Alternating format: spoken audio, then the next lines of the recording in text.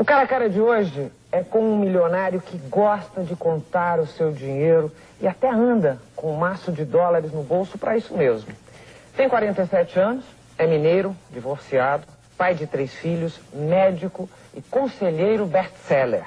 Autor de 3 livros que não param de vender, planeja escrever mais 15. A matéria-prima desses livros é a busca da felicidade, através da riqueza, da comunicação e do sucesso. Ele dá cursos. O de expansão mental, por exemplo, é sucesso internacional. Estados Unidos, Austrália, Canadá, Portugal e Suíça são fregueses. Ídolo de muitos empresários, você vai conhecer agora o doutor Lair Ribeiro. O Cara a Cara está começando.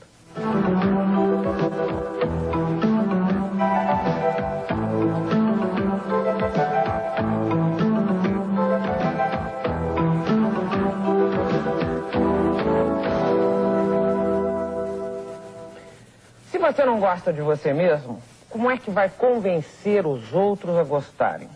O problema é que fomos criados para não gostarmos de nós mesmos. Doutor Lair, foi o senhor que disse isso. Sim. Então, direto, o senhor é feliz? Eu sou próspero. Eu sou bem-sucedido. Felicidade é aceitar o que você tem. Às vezes tem hora que nós aceitamos, tem hora que nós não aceitamos. Se você me pergunta se eu sou feliz o tempo todo, não.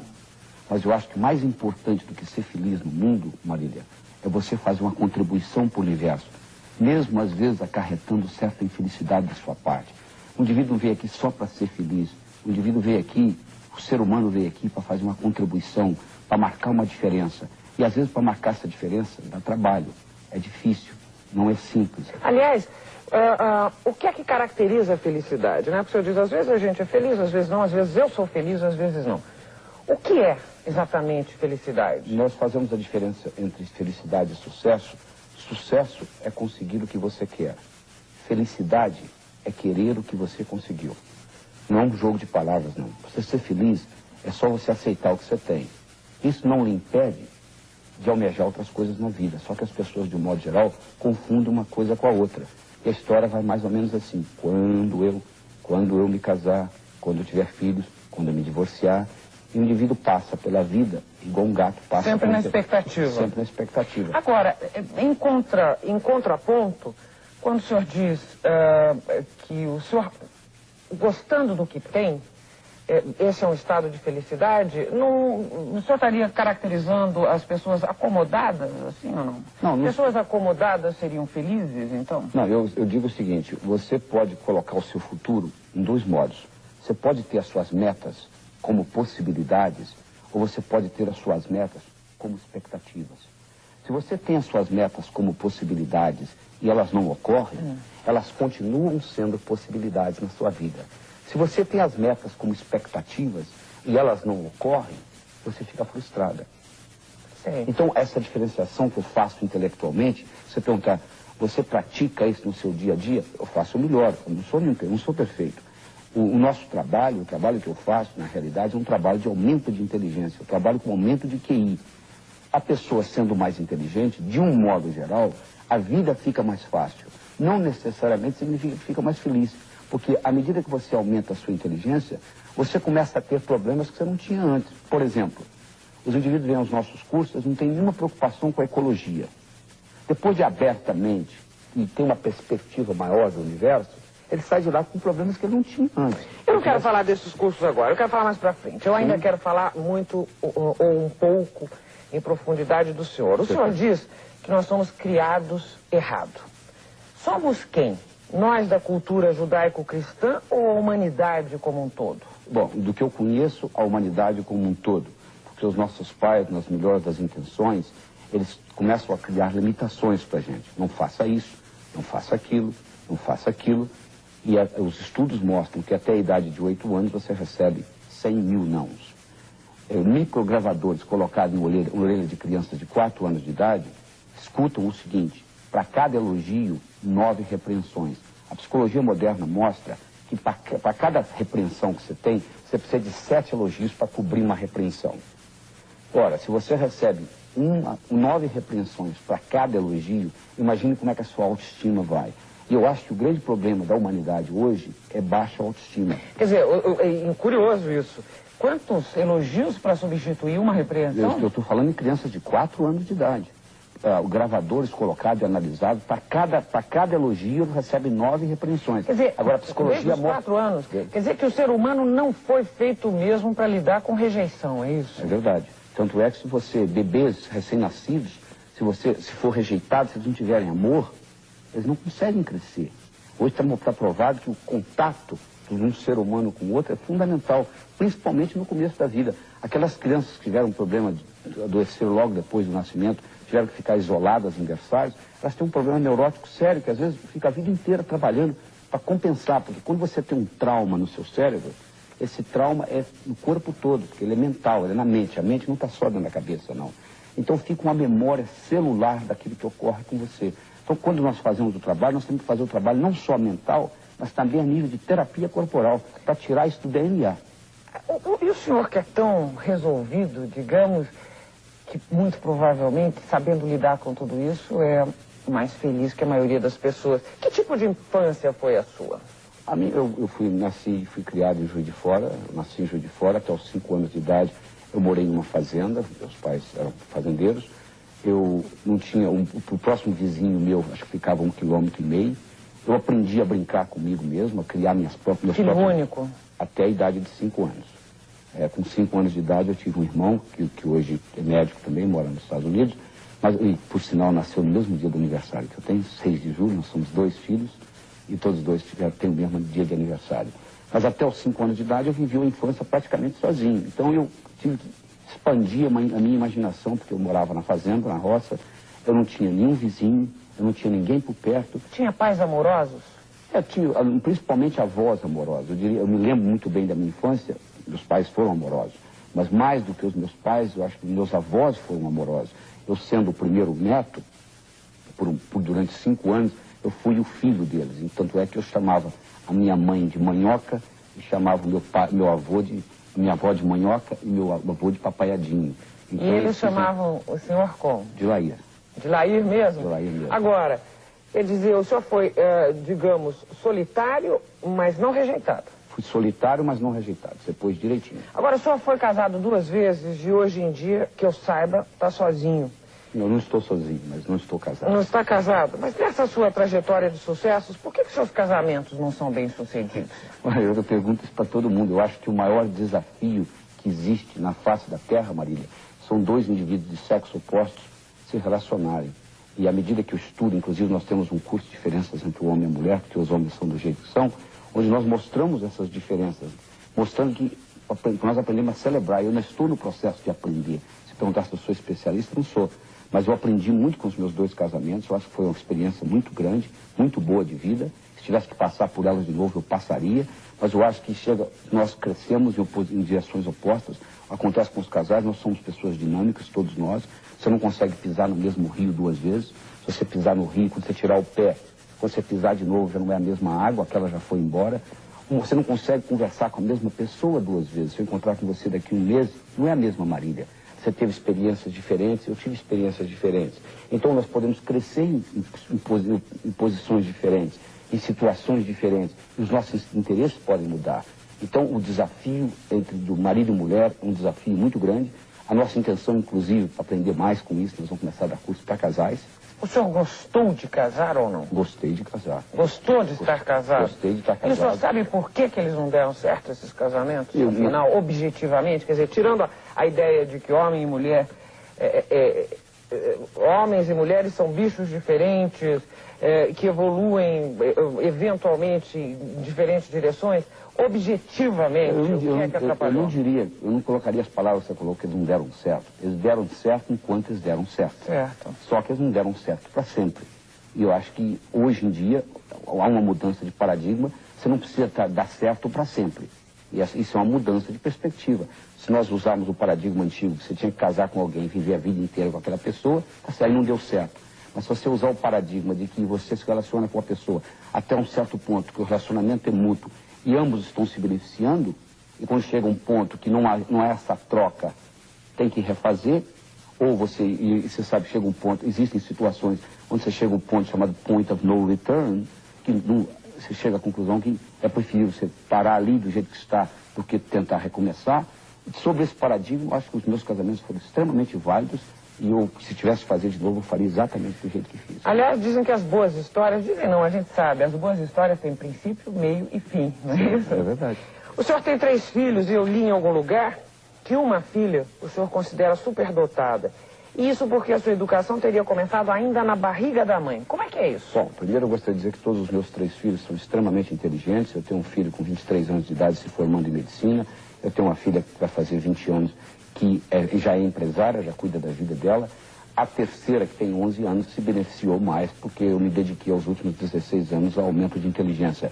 Você começa a formar a sua personalidade, formar o seu sistema nervoso dentro do útero. Então é muito importante o que acontece com você nos 9 meses de gravidez. Por exemplo, a mãe grávida, o pai assistindo ali, conversar com a criança dentro do útero tem um impacto muito grande. Isso eu não estou criando, não fui eu que inventei isso. Isso hoje é provado que o cérebro da criança reage de acordo com o tom e o modo como você conversa, etc. Por exemplo, durante a gravidez, se você coloca músicas do estilo barroco, como fundo musical, a criança nasce mais inteligente e essas experiências têm sido feitas no mundo inteiro. Eu ensinei a minha filha a ler antes dela aprender a falar, mas isso não é novidade. Você pode ir numa livraria hoje e comprar um livro. Isso foi com que idade? Ela tinha 8 meses, ela já sabia mais de 30 palavras. Mas isso hoje você pode fazer aqui no Brasil, há muito tempo. Hoje ela tem quantos anos? Ela tem 11 anos de idade. E ela está bem? É feliz? Muito feliz. Ela é totalmente integrada, ela não tem nenhuma neurose, ela é atleta, ela é social, ela é a melhor aluna de matemática da turma, ela pertence a um grupo, 12 alunos do colégio dela são superdotados, ela pertence ao grupo dos 12. Eles selecionaram uma para representar o colégio, foi ela. Ela, inclusive, chegou há 3 anos atrás a fazer cursos de ciência avançada no sábado de manhã e, recentemente, ela fez um teste nos Estados Unidos. Para 5 anos, ela tem 11, fez um teste para 16 e se saiu muito bem. Mas isso aí, eu quero dizer que isso não é particularidade da minha filha. Qualquer pessoa, todos nós nascemos gênios, Marília. O problema é que nós somos tolhidos na nossa infância, do modo como nós somos criados. Todos nós nascemos com a nossa genialidade. Todos nós nascemos com a capacidade de aprendizado. Seria isso? Isso. Nós temos 10 bilhões de células no nosso sistema nervoso, 100 trilhões de conexões. De modo que você nunca, e não estamos usando nem 5% da nossa capacidade mental. Que qualquer indivíduo pode expandir isso, não é só quando criança, não, em qualquer fase da vida. No próximo bloco, as fórmulas e receitas de Laí Ribeiro. Até já. Neurolinguística. Você já ouviu falar disso? O Dr. Laí Ribeiro ensina neurolinguística. E seu livro, que trata do assunto, tem por prefaciador nada mais, nada menos que um ex-ministro, Osiris Silva. Dr. Laí, em primeiro lugar, o que é exatamente a neurolinguística? Neurolinguística, Marília, é uma disciplina que nasceu nos Estados Unidos em 1975 da fusão de 2 gênios. Um matemático e analista de sistema de nome Richard Bandler e um linguista de nome John Grinder, na Universidade de Santa Cruz, na Califórnia. Eles fizeram uma analogia entre o cérebro humano e um computador, onde no computador você tem a hardware, no cérebro você tem a estrutura nervosa. No computador você tem a software, no cérebro você tem a programação. E eles mostraram, através do uso da linguagem, neurolinguística, através do uso da linguagem, você pode modificar a sua programação cerebral. Porque toda a programação que existe na cabeça da Marília é uma programação linguística. É uma combinação de experiências que você passou por ela e um modo como você as codificou. Uma amiga sua pode ter passado pela mesma experiência sua. Ficou completamente diferente. Completamente diferente. Então o que conta, o que é importante, não é o que aconteceu com você, mas como você codificou o que aconteceu com você. E como essa codificação é linguística, você pode também, sabendo a regra do jogo, descodificá-la linguisticamente. A neurolinguística nasceu primeiro no campo da terapia, depois ela passou para o campo da comunicação, depois ela passou para o campo do esporte. Hoje ela é usada para treinar atletas. Que é um modo como porque o atleta, quando ele ganha a competição, ele não ganha porque ele está melhor fisicamente, não. Às vezes ele está até pior fisicamente do que o outro, mas é o estado mental dele, e esse estado mental é linguístico. Então, respondendo a sua pergunta, programação neurolinguística é o uso da linguagem para mudar a programação cerebral. Quando eles fizeram essa analogia, descobriram que quando uma pessoa está conversando numa língua, como eu estou conversando com você em português, na realidade eu estou falando 3 línguas simultaneamente. Eu estou falando uma língua visual, uma língua auditiva e uma língua sinestésica. Se você é visual e eu sou sinestésico, nós vamos ter dificuldade de nos comunicarmos. Porque é como se eu estivesse falando alemão e você falando japonês, só que nós não sabemos que falamos línguas diferentes. O bom comunicador é um indivíduo que é poliglota, falando um idioma só. Entendi, vou falando esses três. Isso. Agora o senhor dá aulas para pessoas físicas e jurídicas. E o senhor ensina fórmulas, regras. O senhor acabou de usar essa expressão aqui. O senhor disse, existem umas regras que, desde que conhecidas, dá para se analisar essas linguagens, essas várias linguagens. Então o senhor usa fórmulas, regras para se chegar lá. Nós somos bilhões de pessoas no mundo. Será que nós somos tão previsíveis, tão iguais, que as mesmas regras funcionam para todo mundo? Não, claro que não funciona. O indivíduo que é visual, ele, quando você faz uma pergunta para ele, ele olha para cima, e isso acontece muito na escola primária. O Joãozinho, que é extremamente visual, a professora faz uma pergunta para ele, ele olha para cima, a professora vem, bate na cabeça dele e fala assim, Joãozinho, a resposta não está no teto. É que ele está procurando uma imagem. Isso. E para o Joãozinho está. Então ele se torna um estudante medíocre, porque tem 3 ou 4 ou 5 vezes que ele tentou pensar, ele não conseguiu, que a professora bateu na cabeça dele. Já o outro que é auditivo é totalmente diferente. Olha para cá. O outro que é sinestésico já olha para baixo, para a direita. Mas aí, ainda assim, nós estamos divididos em 3 grupos. Sim. Esses bilhões de pessoas são assim tão parecidos e previsíveis? Nesse aspecto de informação, são. Porque você ou é mais visual, ou é mais auditivo, ou mais sinestésico. Não tem jeito de ser diferente. Todo pensamento, Marília, que você tenha, por mais complexo que ele seja, ele pode ser desmembrado em 3 componentes. Imagem, som e sentimento. Se eu pedir a você para lembrar de um evento agradável que ocorreu na sua infância, não precisa falar nada, só de lembrar, você vai ver que vem uma imagem na sua cabeça.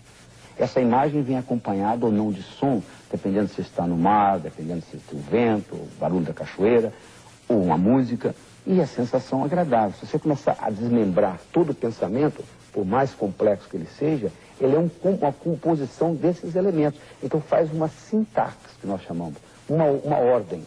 E é claro, se você me dá o telefone da sua casa, e eu pegar os seus 7 dígitos, e trocar os 2 últimos dígitos, quando eu discar, não vai tocar na casa da Marília. Vai tocar em outro lugar. Se eu pegar um componente de pensamento e alterar esses componentes, é como se eu alterasse o programa. No momento que eu altero o programa, a coisa se desfaz. Esse é que é o processo. Você está dizendo, mas isso é muito simples, está parecendo mágica. É. Não está parecendo mágica. Sabe o que está parecendo? Sim. Eu acho que é do que a gente fugiu a vida inteira.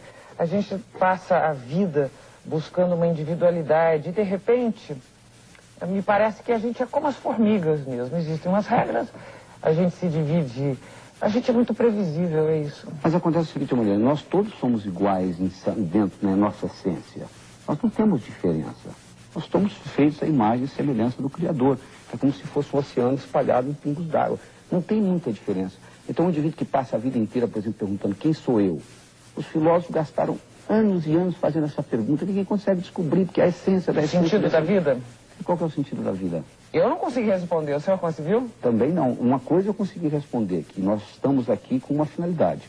E isso eu consegui entrar em contato e eu sigo a minha finalidade. Em contato com? Com essa finalidade de vida. Isso está falando de felicidade. Quando é que eu estou feliz, quando é que eu não estou feliz?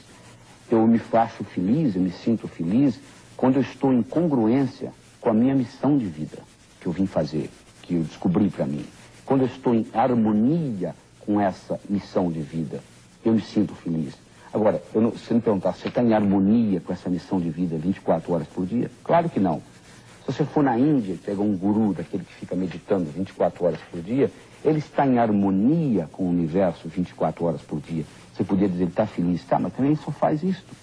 Agora, se eu sentasse num monte e ficasse meditando 24 horas por dia, ou você, provavelmente ia chegar um momento que nós íamos atender isso. Só que não acontece. Aqui em São Paulo você está dirigindo, alguém te corta no tráfego. Mas foi bom o senhor tocar tocar na Índia, porque o senhor estimula o amor e o manuseio do dinheiro. Como é que é possível se nós somos bilhões de pessoas e milhões de miseráveis?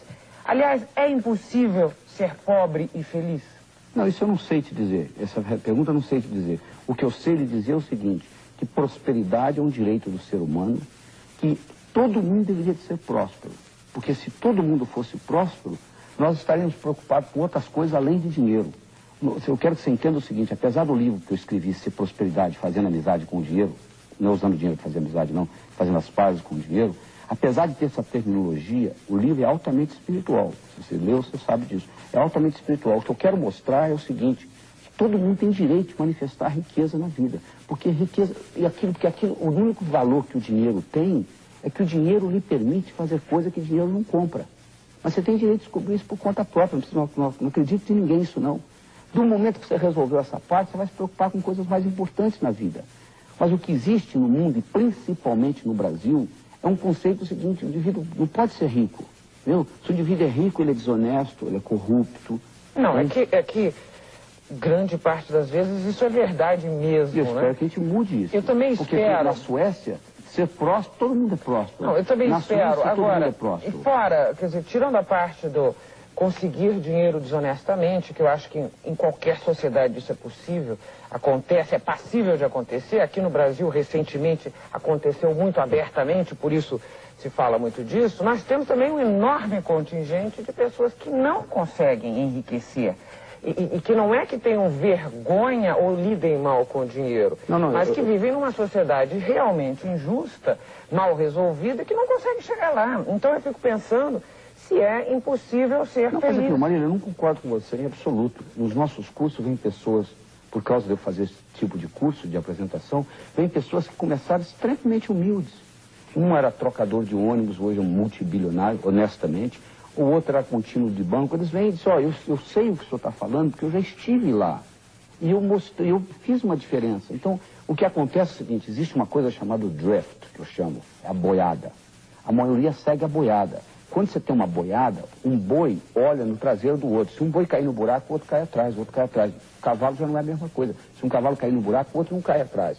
Então, as pessoas no mundo vivem, de um modo geral, como seguindo uma boiada, um drift. Quando alguém vem e diz, olha, você pode fazer isso diferente, não precisa seguir esse caminho, existe outro caminho. A primeira coisa que vai dizer, não, isso aí não vale, não, isso é conversa fiada. Ô, doutor Laí, o senhor acha que aquelas crianças que ficam na esquina pedindo dinheiro, cheirando cola, etc e tal, eles estão lá por uma escolha? Marília, eu posso te dizer de estudos científicos feitos nos Estados Unidos, que eu estou a par, tá? Eles pegaram um grupo de homeless em Nova York, um grupo de indivíduos que não tinham casas, criaram uma casa para eles. Eles deram comida, deram abrigo, deram roupa. 6 meses depois, 80% tinha voltado para a rua. Duvido que isso aconteça se pegar uma criança na primeira infância e se der casa para ela, comida, escola, mas eu concordo com você. Eu concordo com você. Na criança seria diferente. Mas eu quero dizer o seguinte, tem muita gente que está na situação que está, você vai dizer por escolha, não diria que é por escolha, é por um trauma, é por uma crença, é por um bloqueio mental. E o que nós fazemos nos nossos cursos é justamente trabalhar nessas crenças. Porque se eu fizer você mais próspera, você vai poder ajudar os outros mais. Se eu ficar quanto mais próspero eu for, mais próspera a humanidade vai ser. A não ser que eu esconda meu dinheiro debaixo do colchão. Porque se eu for circular com o meu dinheiro, tem muita gente que não consegue entender, Marília, o que é a regra da abundância. Quanto mais essa roda da abundância roda, mais abundância existe no mundo. O universo é um lugar extremamente abundante, tem para todo mundo. Você sabe que tem mais comida no mundo que gente para comer? Desde 1965, tem mais alimento nesse universo do que gente para comer. Nós temos um surplus de 20% no momento. A fome do mundo não tem nada a ver com falta de alimento. Quero que você entenda isso. Tem a ver com o quê? Tem problema de distribuição. Então a gente está chegando onde eu quero chegar. Exatamente. Então há uma distribuição injusta. Isso, exato. Quer dizer, sabe por que tem uma distribuição injusta? Porque as pessoas não são prósperas. Elas têm essa dificuldade de ganhar, então quando elas ganham, elas seguram. No momento que elas entendem que a dinâmica é circular, é doar e receber, não existe só viver de um lado. Você não pode viver só recebendo. Então o senhor está fazendo uma crítica, então o senhor está fazendo claramente uma crítica a uma elite. A elite que comanda essa sociedade, correto ou não?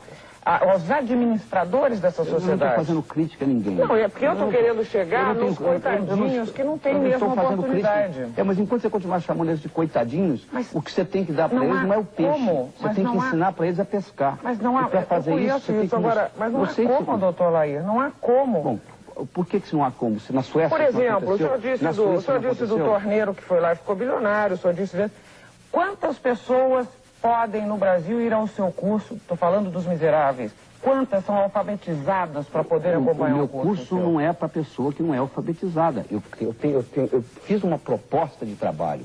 Se eu mudo a cabeça de um empresário, Marília, eu estou ajudando 13, 15, 20 mil pessoas ao mesmo tempo. Eu tenho uma proposta de trabalho, como o outro tem de ajudar as crianças, que é magnífico, cada um tem a sua. Eu respeito a dele, espero que ele respeite a minha. Agora eu quero que você entenda o seguinte, a conotação que você está dando é de materialismo, que não é verdade. A nossa conotação é de transformação, porque se eu transformo uma pessoa e ela passa a entender o universo de uma forma diferente, ela passa a perceber que o universo é um lugar inteligente, feito para todo mundo ganhar, que para eu ganhar você não precisa perder, a não ser que você insista, aí o problema é seu, você sai com outra perspectiva. Agora, primeiro você tem que cuidar de você, para depois você cuidar dos outros. Não adianta você querer cuidar dos outros sem cuidar de você. Você não pode dar, Marília, aquilo que você não tem.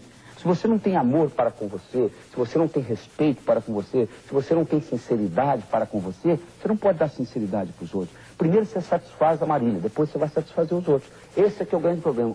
Sabe o que eles fazem? Eles satisfazem a si próprios e param. São os egoístas. Os outros estão tentando satisfazer os outros, mas eles não têm poder. Eles não satisfizeram a si próprios. No próximo bloco, Jair Ribeiro fala de política e políticos. Até já. Eu ia abrir esse bloco dizendo que o Dr. Jair Ribeiro nasceu em Juiz de Fora, que é a terra do presidente Itamar Franco.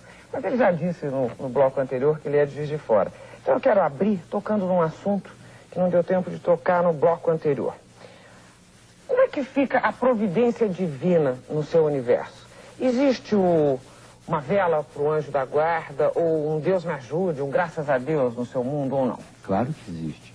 Eu acho que existe um Deus, existe uma inteligência divina, ele está lá preocupado com todo mundo, não é só você só orando que você vai resolver o seu problema, você tem que, com a ajuda dele, fazer a sua parte. Não sei se você conhece a piada do indivíduo que toda manhã ele orava para Deus. Deus, pelo amor de Deus, deixa eu ganhar na loteria. Deus, pelo amor de Deus. Um dia Deus perdeu a esportiva, gritou lá de cima, pelo menos compra o bilhete. Tem que se ajudar, é isso? Quer dizer, o Deus faz a parte dele, você faz a sua. Agora, você só ficar rezando não resolve. Agora, eu queria tocar um pouco no assunto adolescentes. Sim. Jovens criados dentro dessa proposta de prosperidade, riqueza e sucesso, não resultariam extremamente, vamos dizer, egocêntricos, materialistas ou individualistas? Primeiro, eu aprenderia a gostar mais deles. Não ficaria o que está aí, que nós estamos um país sem perspectiva, uma juventude sem perspectiva, uma juventude sem visão. Por que os nossos jovens estão do jeito que estão? Primeiro, que eles não têm autoestima. A autoestima foi lesada, como nós discutimos no bloco anterior. Eles não gostam deles. Então, quando ele você não gosta de você tem que arrumar muletas. Você tem que arrumar drogas, você tem que arrumar álcool, você tem que mostrar que você é bom. E segundo, não tem perspectiva do futuro. A própria família falando na hora do jantar o quanto ruim é a situação do Brasil. E essa situação do Brasil piora cada vez mais à medida que você conversa, porque São Tomé dizia, eu preciso ver para crer. Eu acho que São Tomé estava enganado, você precisa crer para ver, porque se todo mundo disser, eu só vou ver, só vou acreditar que o Brasil sair da crise o dia que ele sair da crise, e todo mundo falar isso, o Brasil nunca vai sair da crise. O Brasil só vai sair da crise quando as pessoas começarem a acreditar no futuro desse país e fazer alguma coisa. Você tem que pensar globalmente e agir localmente. Bom, e daí os adolescentes, então, estariam nessa programação de aprendizado. E agora vou voltar para Juiz de Fora. O senhor conhece o presidente Itamar Franco pessoalmente? Não conheço o presidente Itamar Franco. O senhor saiu cedo de Eu moro nos Estados Unidos desde 1976. Antes disso eu fazia medicina em Juiz de Fora. O senhor é um cardiologista? Morei no Rio, depois tive um hospital em Teófilo Otoni. Nunca tive a oportunidade de conversar com o presidente pessoalmente. Mas eu vou fazer uma pergunta. Porque o senhor tem vindo aqui com muita frequência, o senhor está dominando a linguagem da linguagem. Sob a ótica da neurolinguística, que perfil o senhor traçaria do presidente Itamar? Seus gestos, o seu jeito de se comunicar e agir, determinam que tipo de pessoa? Eu não estaria capacitado a fazer esse julgamento. Eu posso lhe falar em termos gerais. Posso lhe falar nas características de um líder. Você vai checando se o presidente tem ou deixa de ter. Um líder, a principal característica de um líder é ter visão. Você pega um Gandhi, ele queria libertar a Índia. Você pega o Martin Luther King, ele queria defender os direitos humanos. Você pega um Kennedy, ele queria colocar o homem na lua antes do fim da década de 60. O indivíduo, para ser um bom líder, ele tem que ter uma visão maior do que os indivíduos que ele governa. Porque aí toda a escala de valor, toda essa briga, toda essa fofoca acaba, porque todo mundo está unido por uma visão. Segunda coisa que um líder tem que entender é de realidade. Se você liga para mim e pergunta assim, doutor Laí, como é que eu chego a São Paulo? Eu pergunto, Marília, onde você está? Se você estiver ao norte, eu vou lhe solicitar para dirigir sul. Se você estiver ao sul, eu vou lhe solicitar para dirigir norte. Se você falar para mim, não sei, eu vou falar, Marília, você vai me desculpar, mas eu não posso te ajudar. Você não sabe onde você está. O líder não entender da realidade do que está acontecendo, não adianta ele ter visão, porque para ele chegar lá, ele tem que saber de onde que ele saiu. Então essas são duas características fundamentais. Saber onde quer ir e saber de onde está saindo. A terceira característica importante de um líder é ele ter coragem. Para implementar da realidade para fazê-la virar visão. Porque se a realidade, se não é visão ainda, alguma coisa tem que ser feita. E isso requer coragem. Porque todas as vezes que você falar alguma coisa, fizer alguma coisa, ou ser alguém, você vai ser criticada. Você quer abolir criticismo na sua vida? É muito simples. Não fale nada, não faça nada, não seja ninguém. Toda vez que você falar alguma coisa, fizer alguma coisa, ou ser alguém na vida, você vai ser criticado. Então, o indivíduo, o líder, ele vai ser criticado. Interessa, porque ele vai mexer numa realidade. Diz que a única pessoa que gosta de mudança é o bebê com a fralda molhada. Assim mesmo quando a fralda esfriou, porque quando estiver quentinha, nem isso ele quer. Entendeu? Porque nós não queremos mudança, de um modo geral. Nós falamos da boca para fora que queremos mudança, mas quando a mudança vai ser implementada, você quer manter o status quo. Então, todas as vezes que nós mudamos uma realidade com uma nova visão, quem faz isso paga um preço. Essa é a descrição de um líder. Então, eu chego lá, faltando a quarta característica importante, que é a seguinte, uma mesa de 3 pés só é difícil de parar. A quarta tem que fazer isso eticamente. Você pega, por exemplo, um Hitler. Ele tinha visão do que ele queria fazer com a Alemanha, ele tinha noção da realidade, ele tinha coragem, mas não tinha ética. Colapsou. Então, se faltar uma dessas 4 características, colapsa. Tem que ter as 4. Então vamos lá. O senhor me deu essas características, não quis fazer uma análise, ou traçar um perfil eu do não presidente. fiz porque eu não estou habilitado, eu não vou expressar uma opinião que eu não tenho, eu não vou fazer uma coisa que... Mas enquanto o senhor ia falando, me lembrei de outra pessoa. Sim. Uma pessoa que quis botar o Brasil no primeiro mundo. Então uma missão pode não ser tão grande como aquela de botar o homem na Lua, ou um desses exemplos. Queria botar o Brasil... até maior, talvez seja até mais difícil colocar o Brasil no primeiro mundo então, queria botar do que colocar o homem na Lua.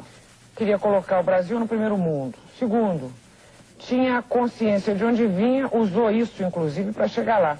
As suas origens, a história dos marajás da sua terra. Terceiro, tinha coragem, foi muito criticado, dizia coisas. O que foi que aconteceu com a trajetória de Fernando Collor, que me parece que tem exatamente esse perfil do homem, com comunicação, sucesso, riqueza e poder? Você continua me colocando em situação difícil, né, Marília? Não, nós estamos falando de um presidente impeachado.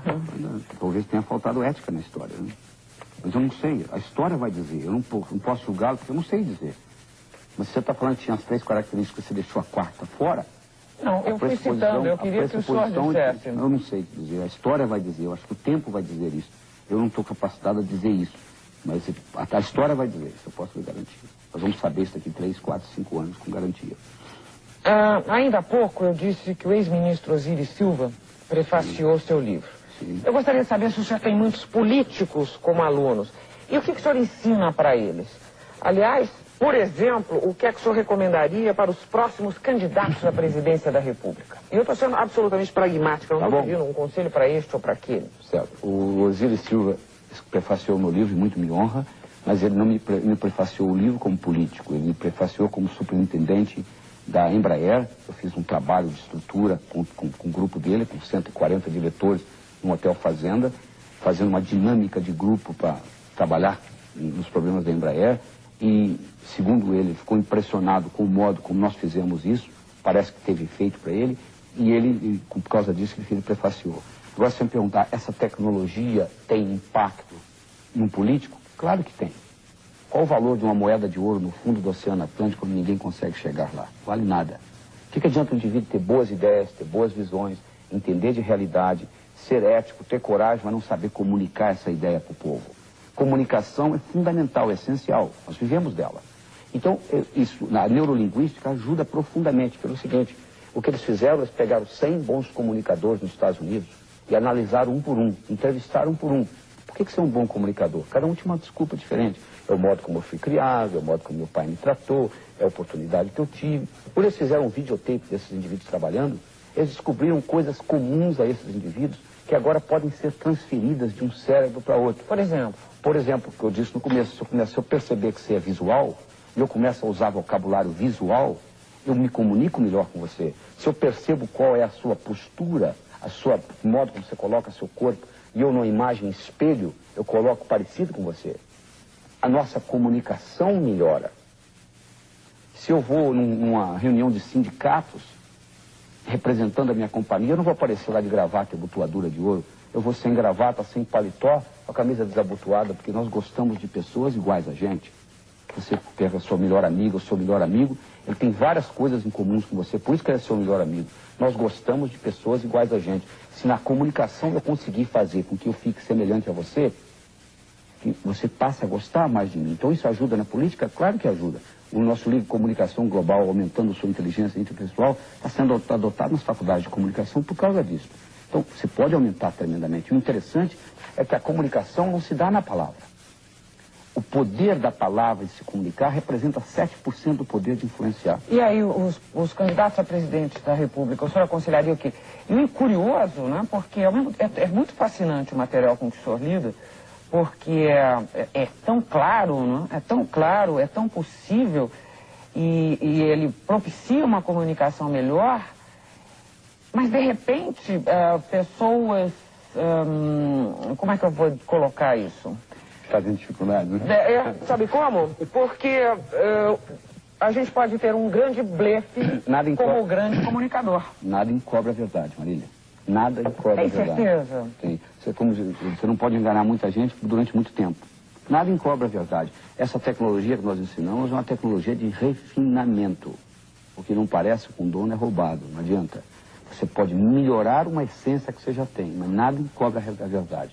Não é isso? Você vai dizer assim, mas doutor Laí, isso que o senhor ensina as pessoas a manipularem uns aos outros. Eu acho, por exemplo, na minha cabeça agora, e o senhor já deve ter descoberto isso, eu estou entrevistando um grande manipulador, porque o senhor consegue, aparentemente, pelo menos pelo que o senhor está me passando, o senhor consegue ter um controle de qualquer situação que exija uma linguagem, uma comunicação. Mas vamos conversar disso. Menos no casamento. Então vamos dizer o seguinte, olha só, Marília, vamos supor que você vai passar 6 meses no Japão, tá?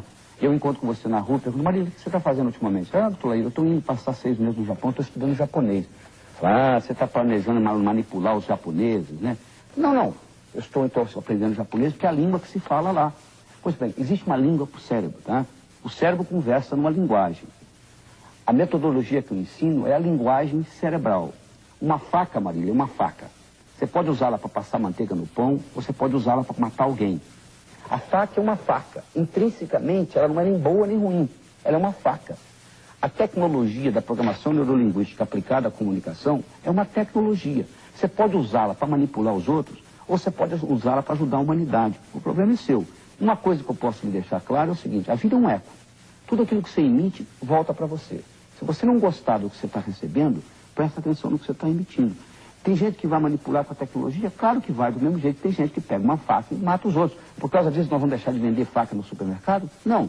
Por causa disso, eu vou deixar de ensinar a tecnologia? Não. Eu espero que mais gente, o maior número, vá usar a tecnologia para ajudar a humanidade, acabar com as guerras, que nós temos 16 guerras no momento no mundo todo. Nós gastamos hoje $36 mil por ano por soldado e $1.100 por ano por cada estudante. Você imagina um mundo com toda essa tecnologia sofisticada, onde você gasta quase que 30 vezes mais com soldado do que com estudante. O que nós estamos precisando é da melhora da comunicação. Eu espero que essa tecnologia tenha lugar nisso.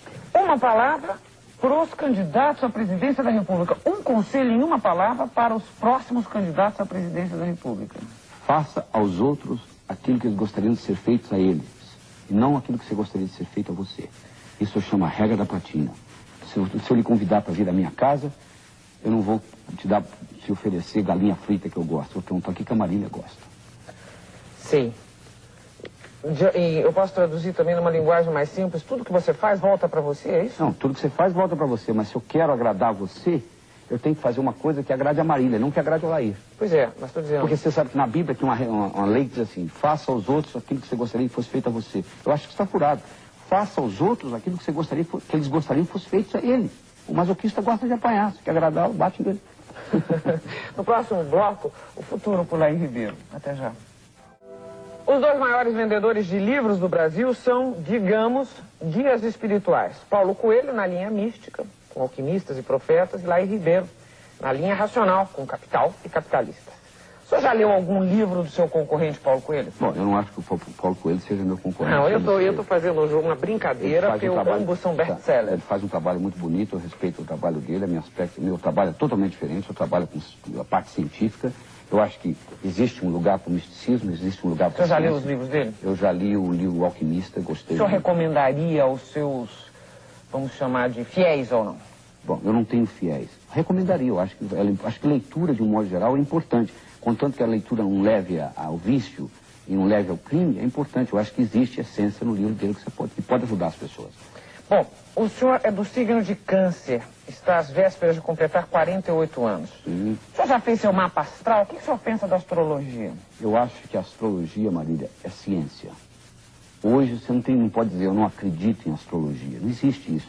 Então você não acredita em átomos, você não acredita em molécula. A astrologia é uma ciência. Inclina, mas não determina. Você pode, a astrologia tem interferência na sua vida? Tem. Se você acredita em reencarnação, karma tem interferência? Tem. Mas o que eu prego, o que eu ensino, é que existe uma coisa maior do que tudo isso, que se chama livre-arbítrio. Porque eu acho que se você não pudesse exercer o seu livre-arbítrio, seria, desculpa a palavra, uma sacanagem cósmica. Eu acho que inclina, mas não determina. Você tem a cada momento a sua habilidade de transcender, começar de novo. O senhor diria que o senhor é religioso, sim, mas muito pouco místico, um pouquinho místico apenas. Eu sou um pouquinho místico. Todos nós somos um pouquinho místicos. Quanto por cento eu não sei. Eu tenho uma parte de misticismo, mas o meu cérebro esquerdo predomina sobre o meu cérebro direito. A minha educação é toda científica. Eu tenho 149 trabalhos publicados nos Estados Unidos na área da ciência. Eu fui treinado na Universidade de Harvard em ciência. Fiquei 12 anos da minha vida escravo da ciência, de modo que o meu treinamento é muito mais científico do que místico. O seu misticismo, esse pouquinho, vai para onde? Vai para onde? Como assim? Em que é que o seu misticismo é voltado para que tipo de misticismo, que tipo de recurso? Eu acho que tem uma energia cósmica, eu acho que você pode entrar em sintonia com ela, eu acho que a sintonia depende da vibração do seu cérebro. E se estiver entrando o raio da Bandeirantes, se eu não estiver sintonizado, não tem jeito, por isso que o meu curso chama sintonia. Eu acho que um passarinho com asa só não voa. Você não pode ser só cérebro esquerdo ou só cérebro direito, você tem que fazer uma integração dos dois. E isso é uma briga constante que nós estamos fazendo. Mas quando eu digo místico, o senhor lê mapa astral? Não leio mapa astral. O que o senhor faz na prática que vamos dizer, é de misticismo? Eu faço meditação. Eu acredito muito na filosofia chinesa, do yin yang, do equilíbrio. Dá para mostrar o anel? Tá aí. Perfeitamente. Mas eu acho que nós não podemos, no mundo ocidental, vivemos do mesmo jeito que o pessoal vive no mundo oriental. A realidade aqui é outra, mas que nós temos que incorporar muita coisa deles e, por exemplo, cartas e tarô, que é um modo de você conversar com a sua intuição. Todas essas tecnologias esotéricas, no fundo, tem um caráter científico, se eu olhar sob o prisma científico, porque é um modo de você entrar em contato com o seu inconsciente. Tem o seu inconsciente pessoal, o seu inconsciente familiar, o seu inconsciente social do Brasil e o seu inconsciente coletivo do mundo inteiro. E um acesso a esse através dessas várias técnicas místicas que existem. Eu vou fazer uma pergunta que eu imagino que muita gente gostaria de estar fazendo aqui agora. Sim. Que dicas o senhor dá para um mortal qualquer que não nasceu herdeiro, se não for para ficar milionário, para ganhar bastante dinheiro? Pergunta para quem já foi apenas escriturário. O senhor foi apenas escriturário uma vez, não foi? Eu fui funcionário do Banco do Brasil. O Banco do Brasil tem uma classificação chamada escriturário. Eu fui provavelmente o indivíduo mais novo que entrou no Banco do Brasil. O senhor hoje é milionário? Eu sou próspero. Próspero quer dizer o quê? Próspero significa que eu viveria nesse mundo em bem-estar, mesmo sem dinheiro. Mas próspero também quer dizer quantos milhões de dólares? Isso eu não vou lhe falar. Mas tem, não tem? Claro que tem. Bom, então eu não poderia ensinar uma pessoa a ganhar dinheiro se eu não tivesse ganho. Você concorda comigo? Concordo. Você não pode ensinar aquilo que você não tem. Claro. Então ensina pra gente alguma coisa. Muito simples. É sonhar de noite e trabalhar de dia. Eu faço isso todos os dias. Ou você não está sonhando. Não saí do meu salário olha ainda. Só, ou você não está sonhando bem, ou você não está colocando toda a sua energia numa coisa. Porque se você aprende a colocar toda a sua energia no aqui e agora, o passado já passou, o futuro ainda não chegou, o impacto que isso tem é tremendo. Se eu pegar um cigarro, Marília, e levar ali fora, eu não consigo acender o cigarro contra a luz do sol, mas se eu colocar uma lente convergente e colocar o cigarro no foco da lente, eu acendo ele. Por quê? Porque eu peguei a energia e concentrei num ponto. Nós temos que aprender a pegar a energia mental e concentrar em fazer uma coisa. Bom, então o primeiro passo, concentrar. Segundo, tem que ter um tino para negócio? Não, acho que não. Eu acho que você tem que ter uma habilidade de estabelecer o que você quer. Você tem que estabelecer metas. Então é sentar e objetivar. Isso, fazer um plano de vida. Saber transformar seus sonhos em metas. Você quer ver um macete simples? Tudo aquilo que você tem na categoria de algum dia não vai acontecer. Porque quando você diz assim, algum dia eu vou criar a minha empresa. O cérebro diz, deixa comigo, o dia que algum dia chegar a gente faz. E não existe algum dia no calendário, o seu cérebro continua esperando por esse algum dia. A regra mais simples para você transformar um sonho numa meta é você colocar uma data. Eu não estou dizendo que vai acontecer, mas no momento que você coloca a data, a chance de acontecer multiplica 1000 vezes. Você tem que ter metas que são suas. Tem indivíduo, por exemplo, que vai estudar medicina, eu pergunto, por que você está estudando medicina? Porque o papai gosta. Então por que você não manda o seu pai fazer o vestibular de medicina? Porque não é uma meta sua, ela tem que ser sua. Ela tem que ser uma coisa que, quando ela é manifestada no universo físico, você tem prazer de vê-la independente do dinheiro que você está ganhando. E de alguma forma tem que ser metas possíveis também? Ou dá para sonhar com coisas mais difíceis? Não, elas têm que ser bem grandes. Você tem que mirar na lua. Porque se você errar, você não vai estar entre as estrelas. Que bonitinho. Tá bom? Tem que ser grande. Eu gostei. Tem que ser realística. É claro, um indivíduo que ganha salário mínimo hoje, ele não vai estabelecer uma meta de em 3 meses ganhar $10 mil por mês. Isso não é realismo. Mas ele tem que fazer o stretch, que nós chamamos em inglês. Ele tem que esticar um pouquinho a meta dela, a ponto de ele contar pro amigo, pro amiga, e o amigo não acreditar. Aí tá bom. O senhor dá cursos para ensinar autoestima, prosperidade, até para emagrecer comendo. Aliás, vai virar livro Emagrecer Comendo, não é isso? Próximo mês. Para os gordos, o senhor usa a expressão, venha e desperte o magro que existe dentro de você. Como é que funciona isso? O senhor poderia resumir os princípios básicos desse curso aqui? Perfeitamente. Se eu pego uma caneta e hipnotizo você, e encosto a caneta na sua mão e digo que isso é uma brasa de fogo, você vai criar uma bolha de queimadura na sua mão. E os hipnotizadores fazem isso em audiência. Eu vou querer fazer depois. Agora não vai dar tempo, mas eu vou querer testar isso depois do programa. Eu não vou lhe hipnotizar porque eu não sou hipnotizador, tá bom? Mas o hipnotizador faz isso. Deixa eu chegar onde eu quero. O hipnotizador faz isso. Ora, você sabe que foi uma caneta. Ora, se o cérebro consegue criar uma bolha de queimadura no encostar de uma caneta, imagine o que o cérebro consegue fazer com o seu metabolismo. Porque tem gente que come quase nada, só cheira a comida e engorda. Aliás, eu conheço muitos gordos que dizem isso. E é para acreditar mesmo? Muitos é verdade, para muitos é verdade. Eles comem muito pouco, o metabolismo deles é muito lento. E o que nós fazemos, nós mostramos como que você consegue modificar o seu metabolismo a nível hipotalâmico. E como é que é? Bom, eu não posso explicar isso num segundo aqui. Não, mas alguns princípios básicos. Um princípio básico, primeiro você tem que aprender a pensar em 2 coisas simultaneamente. Você não é treinado a fazer isso. Você tem que... Tensão procura resolução. Se eu esticar um elástico, soltar, ele volta. Perfeito? Mas para me criar tensão, eu tenho que ter 2 pontos. Eu não crio tensão com um ponto só. Se eu aprender a pensar simultaneamente, eu gordo, do jeito que eu me vejo no espelho hoje, e eu magro, do jeito que eu gostaria de me ver no espelho quando eu emagrecer, eu gordo em preto e branco, em tamanho menor, eu magro em colorido, em tamanho maior, cria-se o que se chama tensão estrutural no cérebro, entre a figura gorda e a figura magra. E a tendência é ir naquele sentido. E isso, então, manifesta com a diminuição de peso. Que pode-se continuar comendo. Pode-se continuar comendo. Não é, nós vamos mostrar, nós fazemos no livro também, mostramos que você, entre uma feijoada e uma salada, depois que você ler o livro e aplicar o que eu ensino lá, você vai chegar em 9 em cada 10 vezes, você vai preferir a salada à feijoada. Mas não é porque você tem força de vontade que eu vou comer a salada. Não é isso, não. Você vai ter preferência pela salada, de dentro para fora. Isso é que chama de despertar o magro. Porque você vai gostar de alimentos saudáveis espontaneamente, não é com força de vontade. Nem com remédio, nada disso. Ação sem medicação. O que lhe dá mais prazer na vida em uma palavra? O que me dá? Transformar as pessoas. Meio... Mas é isso que eu faço. Eu transformo as pessoas. Isso agora... Não sendo agressiva, curiosidade pura mesmo. É pretensioso isso? Não, de jeito nenhum. Por que pretensioso? Eu acho que eu tenho que falar o que eu faço, viu? É aquela história, ser rico. Não sou, não. Eu tenho que falar o que eu faço. Eu transformo as pessoas.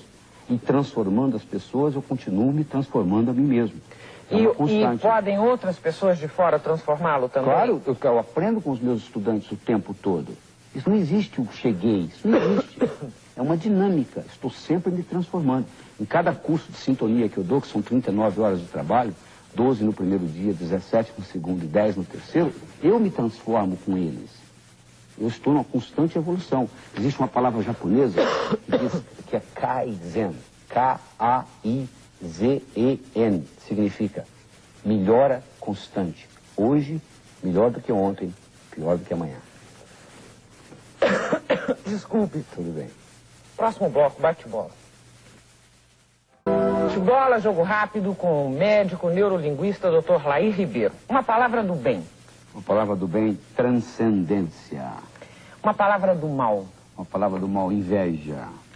Um palavrão. Um palavrão, viver às custas dos outros. Uma palavra de ordem. Uma palavra de ordem, caos. A ordem vem do caos. Uma palavra sem nexo. Uma palavra sem nexo, distância, solidão. Uma palavra para os pobres. Esperança, futuro. E uma palavra para os ricos. Generosidade e caridade. Não pratique só caridade. Caridade é importante. Pratique também generosidade. Uma palavra para os tristes. O amanhã vai depender do que você pensar hoje. Você cria o seu futuro. Uma palavra estranha. Uma palavra estranha estranha nos mais diferentes aspectos é dinheiro. A palavra mais bela. Amor. No próximo bloco, Lair Ribeiro fala do medo e se define. Até já. Uma doença do nosso tempo tem crescido muito ultimamente. É a chamada síndrome do pânico. Doutor Lair, o senhor se vende muito bem como uma pessoa muito segura. O senhor não tem medo de nada? E como é que o senhor explicaria essa síndrome? Bom, todos nós temos medo. Coragem é fazer com medo. O indivíduo que não tem nenhuma dificuldade em falar em público, Marília, e vai lá e fala, ele não é corajoso. Corajoso é o indivíduo que faz com medo. O indivíduo que sobe no trampolim da piscina para pular, vem o medo, ele diz, não, com medo eu não pulo. Eu vou descer, vou esperar, vou voltar. Ele volta, o medo vem de novo. Medo na vida, coragem na vida significa fazer com medo. Esse que é o verdadeiro corajoso, é aquele que faz com medo. Na nossa sociedade, infelizmente, os medos aumentam muito. Pelo estresse que nós vivemos, pelo modo como nós dormimos, pelo modo como nós nos alimentamos, pelas drogas que nós ingerimos, e etc. Começa já a ingestão dos pais e dos avós, isso vai passando no DNA. Então existe, e essa síndrome do pânico que você está se referindo, nós temos que tomar muito cuidado com rótulos, porque às vezes a pessoa recebe um carimbo. Você tem a síndrome do pânico. Eu não sabia, agora eu sei. Oh, meu Deus, eu tenho a síndrome do pânico. E às vezes é um carimbo que a pessoa recebe. Cuidado com rotular alguma coisa. Nós trabalhamos muito com fobias. Fobia é o medo irracional específico. Medo pânico. Não, por exemplo, quem tem medo de elevador.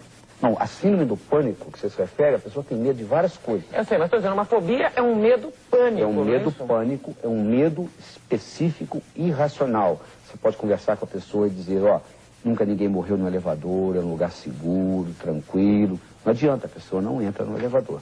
E ela não entra porque o pensamento dela gera o sentimento, que gera o comportamento de não entrar. Você quer melhorar a fobia, você tem que mudar o modo como você codifica pensar no elevador. Quais são os seus medos? Uns 2 ou 3 só. Conta aí. Eu não tenho especificamente uma coisa. Eu acho que uma das coisas que eu tenho receio é de andar de noite em São Paulo em áreas perigosas. Eu acho que eu não faria isso. Não faria, se tiver que fazer, você faz? Claro que eu faço. Mas eu podendo evitar, eu evito. Para que eu vou colocar minha vida em risco por nada? Eu acho que tem muita gente aí que é assaltada à noite porque está procurando. Vai para áreas que não devia ir e depois reclama. O senhor anda com segurança? Não. Minha segurança é o Dr. Inácio Nussbaum, mas é uma segurança intelectual. Lair Ribeiro por Lair Ribeiro. A minha missão nesse mundo, Marília, é aprender, ensinar, gerar ação, fazendo mais com menos. Transformar as pessoas de uma forma alegre e poderosa, com amor e sabedoria. Nós começamos esse trabalho no Brasil em outubro de 1989, Já passaram pelas nossas mãos 25 mil pessoas. Nós vamos construir um centro internacional no Brasil, que vai ser uma semana em português, uma semana em inglês. Vamos trazer gente do mundo inteiro e vamos continuar evoluindo essa tecnologia. No sim, nós vamos começar a fazer curso para casais, aquilo que eu não aprendi nos meus 2 primeiros casamentos, eu vou aprender com os outros agora. Estamos fazendo curso para adolescentes, fizemos já 2, um em São Paulo, um em Brasília. Vamos lançar o livro Pés no Chão, Cabeça nas Estrelas, para adolescentes de 12 a 18 anos de idade. E eu acho que trabalhando com os adolescentes, nós vamos ter oportunidade de, no modo mais rápido, mais acelerado, transformar esse Brasil. Os próximos 45 anos da minha vida, a minha intenção é me dedicar a esse trabalho e ajudar a transformar as pessoas. Ainda bem que o senhor votou para o senhor mesmo, doutor Laí, que eu peço uma sua autodefinição. O senhor me fala de cursos, achei que era o perfil de um businessman. Obrigada pela entrevista. Obrigado a você.